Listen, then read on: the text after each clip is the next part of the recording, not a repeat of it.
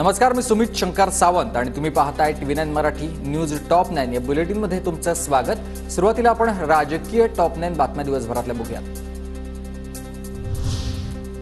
गडकरींच्या पराभवासाठी मोदी शहा फडणवीसांचे प्रयत्न। गडकरींच्या पराभवासाठी रसद फडणवीसांनी पुरवली, तर शहांच्या हाती सत्ता आल्यास ते योगींनाही घरी पाठवतील।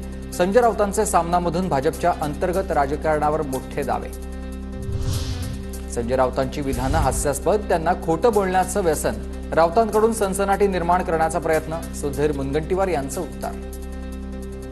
खोटं बघायची सवय होती, आता ते व्यसन झालं। एखादा दिवस संजय राऊत साहेब जर खोटं बघू शकले नाही तर मला वाटतं की त्यांना कसतरी होत असावं। आमच्या पक्षामध्ये मीठ कागवते याचा असफल प्रयत्न हा सुपीक डोक्यातून नापीक आयडिया करून ते करतायत।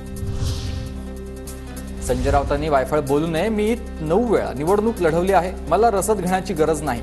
वेळ पडली तर मी संजय राऊतांची तक्रार करणार। सामनाच्या रोखठोकवर विकास ठाकरेंची प्रतिक्रिया।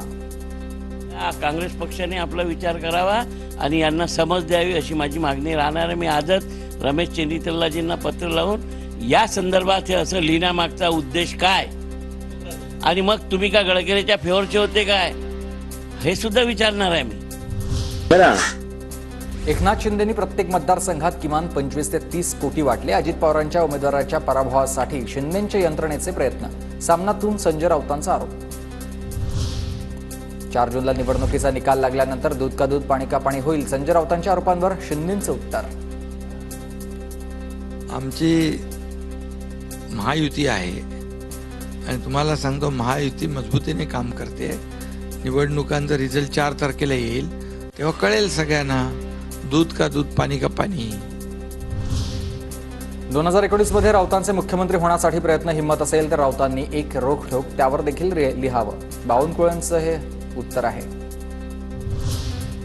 अजित पवारांच्या मतदारसंघात एकनाथ शिंदेंच्या सर्वाधिक सभा। आमच्यात वाद असल्याचं दाखवण्याचा प्रयत्न सुरू आहे। शिरसाट यांचं राऊतांवर हे टीकास्त्र। पुणे पालिकेच्या निलंबित आरोग्य अधिकाऱ्याचं मुख्यमंत्री शिंदेंना पत्र आणि ते पत्र आता व्हायरल झालंय। मंत्री महोदयांनी नियमबाह्य काम करण्यासाठी माझ्यावर दबाव टाकला। पत्रातून एका मंत्र्यावर आरोप। भ्रष्टाचाराच्या खेकड्याने आता अधिकाऱ्यांनाही नांग्या मारायला सुरुवात केली। नियमबाह्य टेंडरसाठी दबाव आणणारा मंत्री म्हणजेच आरोग्यमंत्रीच आहेत का? रोहित पवारांचा थेट तानाजी सावंतांवर निशाणा।